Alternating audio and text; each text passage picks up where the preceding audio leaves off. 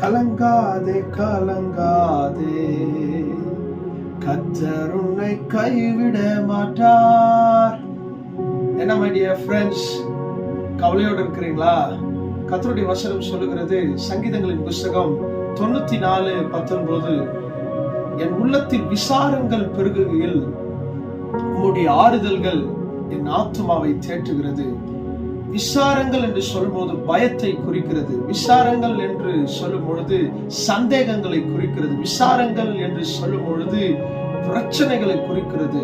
இப்பேற்பட்ட பிரச்சனைகளும் இப்பேற்பட்டதான கவலைகளும் சந்தேகங்களும் நம்முடைய இருதயத்தை நிரப்பும் பொழுது நம்முடைய இருதயத்தை அதுவே ஒடுக்கக்கூடியதா இருக்கிறது என்று நீதிமொழிகளின் புஸ்தகம் 12:25 நம்ம பார்க்கிறோம்.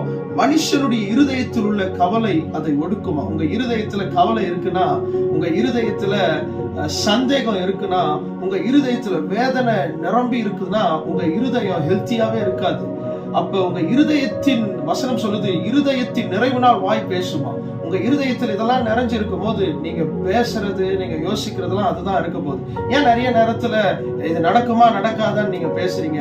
ஏன் நான் சரி ஆயிடுவேனா? எனக்கு கடன் பிரச்சனை மாறுமா? என்னுடைய வியாதி மாறுமா? என் பலவீனம் மாறணுமா? இந்த டாக்டர் சொன்ன மாதிரி எனக்கு உண்மையாவே எனக்கு இந்த பலவீனத்தோடு தான் நான் வாழ்க்கையில டிராவல் பண்ணணுமா? அல்லது எனக்கு இந்த வேலை கிடைக்காத எல்லாம் சொல்றாங்களே அப்படின்ற ஒரு கவலையை நீங்க உள்ள அடக்கி வச்சிருக்கிறதுனாலதான் அது நீங்க நிரப்பி இருக்கும் போது, அந்த இருதயத்துல நிரம்பி இருக்கும் போது அதுதான் உங்க வாய் பேசுது. வசனம் சொல்ற மாதிரி இருதயத்தின் நிரம்பி வாய் பேசும். ஆனா கர்த்தர் சொல்றாரு, என்னுடைய ஆறுதல் உன் ஆத்துமாவை தேற்றும்.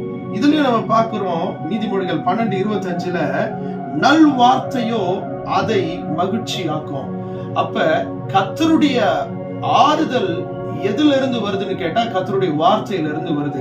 கர்த்தருடைய வார்த்தையை யார் படிக்கிறீங்களோ, கர்த்தருடைய வார்த்தை யார் வாசிக்கிறீங்களோ, தியானிக்கிறீங்களோ, கேட்கிறீங்களோ, அந்த வார்த்தை அவர்களை ஆறுதல் படுத்தும். கர்த்தருடைய ஆறுதல் உங்களுக்கு என்ன செய்யணும் கேட்டா, கர்த்தருடைய ஆறுதல் உங்களுக்கு நம்பிக்கையை கொடுக்கும். கர்த்தருடைய ஆறுதல் உங்க லைஃப்ல உங்களுக்கு ஒரு புத்துணர்ச்சியை கொடுக்கும், உங்களை சியர்ஃபுல் ஆக்கும்.